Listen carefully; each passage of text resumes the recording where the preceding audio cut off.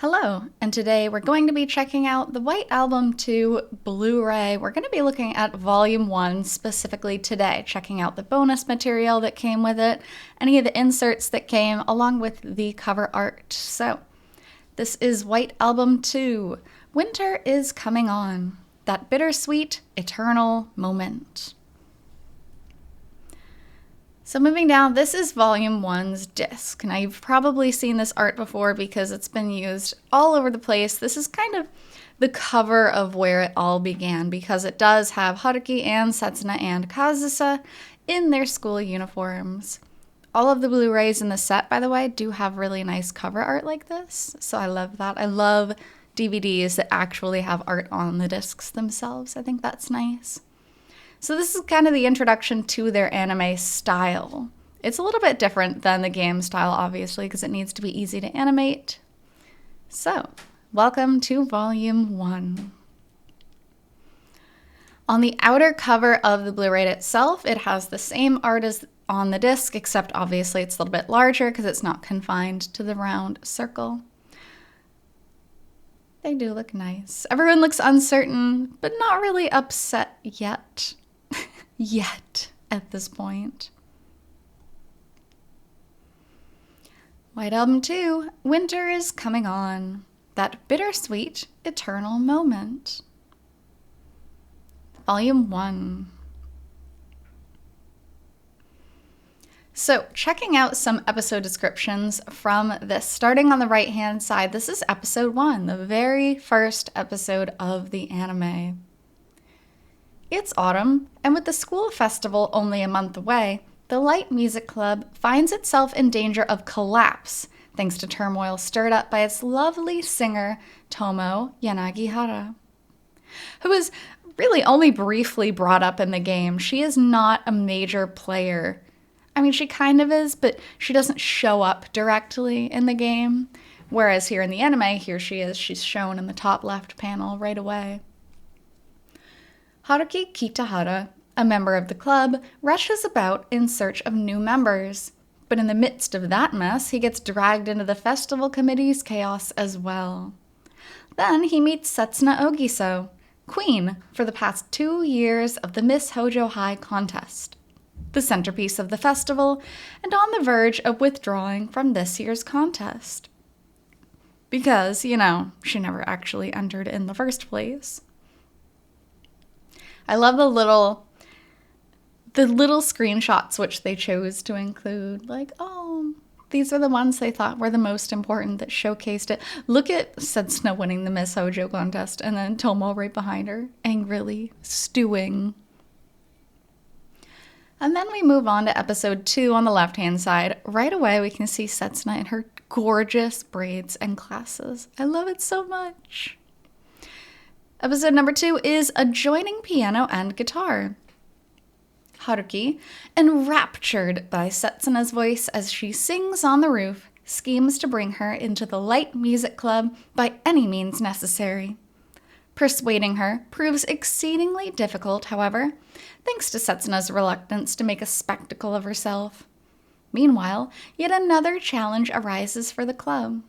The elite in Music Room number 2, whom Haruki had been planning to solicit as a keyboard player, turns out not to be a student from the music department, but an unidentified mystery from an unknown class. Who could it be? I wonder. But it's funny because as much as the Blu-rays love to put spoilers in their little snippets here, which always bothers me, they didn't actually put Kazusa. I mean, we can see her briefly laying on the desk on the right, but usually it would just show Kazusa playing the piano and you'd be like, oh, I wonder who it is. They didn't do that this time, so kudos for them for not spoiling the very first episode. So, with each Blu-ray, we actually have some character profiles, which is pretty cool. We get a little bit of background information on the characters, and these are written by Fumiaki Maruto himself, so we know that this information is canon. We're going to go ahead and start on the right-hand side. Haruki Kitahara, VA Takahiro Mizushima, and he is such a funny person. If you listen to the WA2 fan club radio, there are a couple episodes where he is guest appearing and he just kind of chats and laughs and makes jokes and tells his opinion about the game. It's really cute. So, first term class president of class 3E at Hojo High School. Hojo High School. An honor student with excellent grades and a demon of meddling and lecturing. For some reason, he has joined the light music club. Yeah, for some reason. Lately, he has been devoting himself completely to practicing the guitar for the school festival, but he lacks the talent yet to go on stage. That's putting it kindly there. And then on the left-hand side, character commentary by Fumiaki Maruto. Harukikun, the natural-born class president.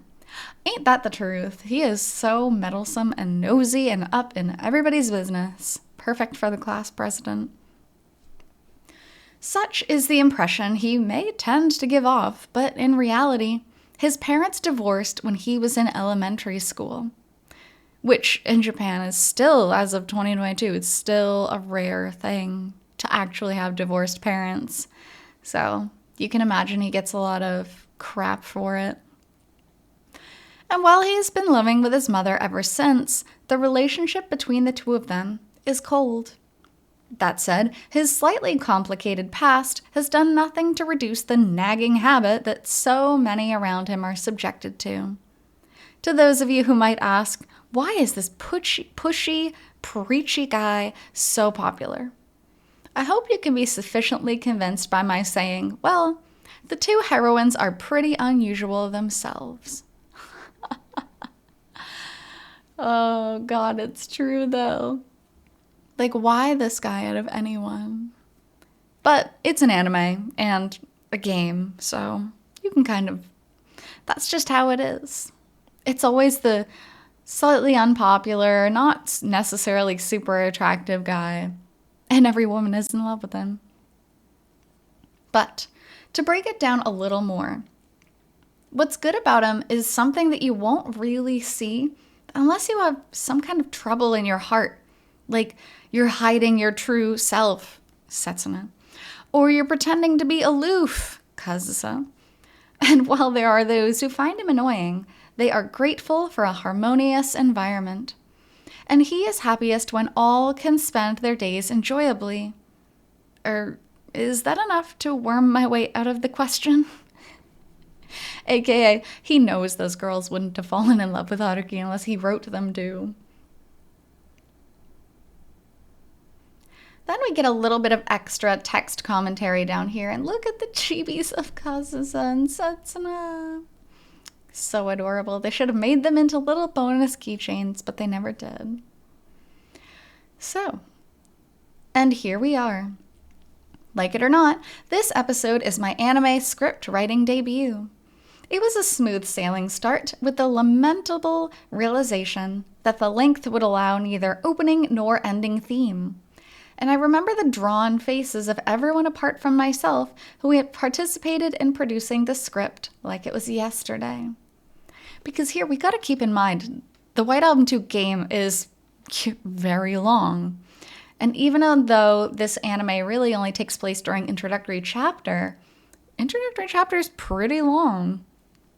So to squeeze all that into just a few short episodes, that's tough. You gotta cut out a lot. Like Occam's razor, you gotta cut out the extraneous. That's really difficult, because then you miss all the good scenes.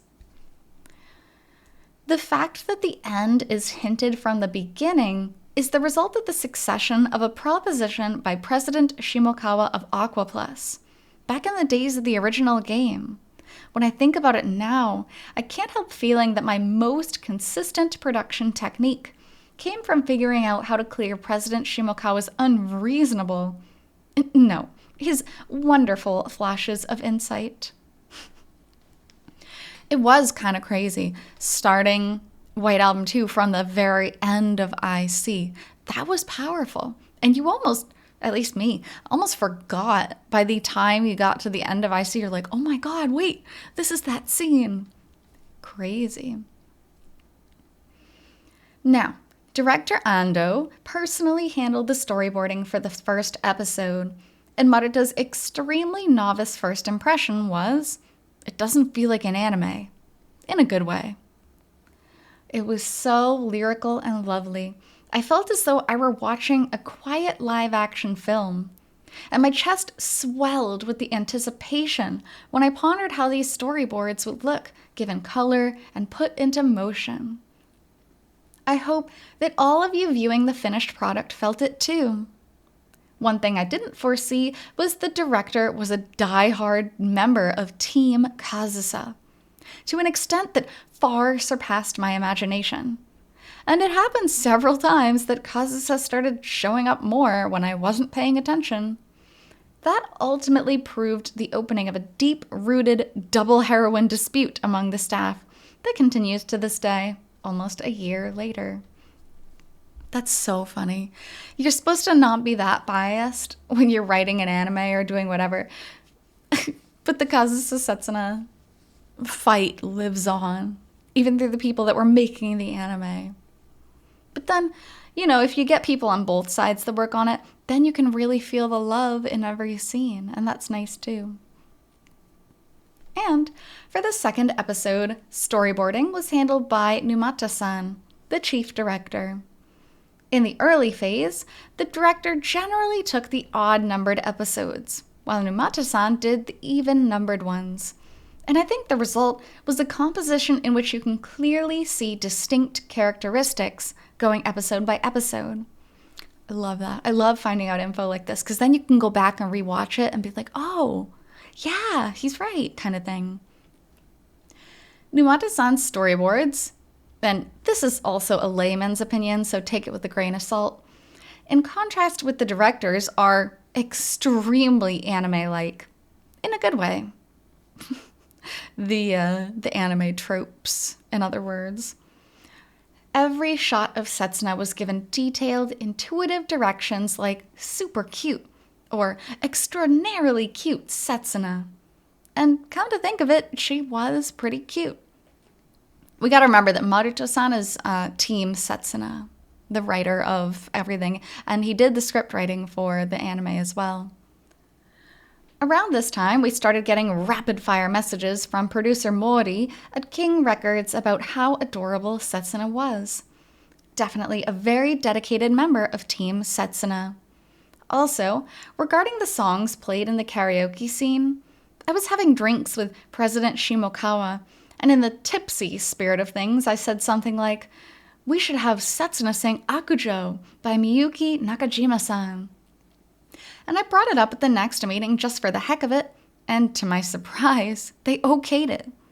At that moment, I was perfectly sober, deeply emotional, and prepared to stay with King Records for the rest of my life.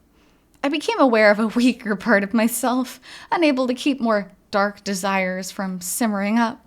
Well, if all I have to do is ask... ... To be continued in episode 3. Listen, Fumiaki Maruto, the person whose commentary this is, the writer of White Album 2, he's a pervert. Like, the more we read into every single interview, you come to realize that, yeah, he's definitely just a kind of a funny, quirky perv. But I guess you'd kind of have to be the writer of a famous VN, visual novel. Not voice actor, although he has appeared on the radio show. Winter is coming on, that bittersweet eternal moment, Project WA2. So this is the back side of the bonus postcard that came with the DVD. I love the bonus postcards so much. They all have really, really unique art, which has never been used on any other piece of merch, which is a shame because it's some of my favorite art that has ever been produced for WA2. We have the blue and white after image, I guess, on the backhand side here. Illustration by Takashi Nakamura. That is the original artist for WA2 for the game itself. And then we get this gorgeous pin-up. Listen, this is probably my favorite one out of all of the Blu-ray bonuses. mostly just because it's Setsuna and braids and glasses, but holy crap. Look at all the extra detail compared to the game, first off, and compared to the anime. Look at all the detail that's been put into this. This is so cute. I love it. And it continues. It's like a full image. Ugh, it's so good. Them skinny jeans. I love the bonus postcards. Listen, they are incredible. So, on that wonderful note, that is the end of the Blu-ray bonuses. So, thanks so much for joining me on Volume 1 of the White Album 2 Blu-ray series, and I'll be back checking out Volume 2 shortly. So until then, hope you take care. See you.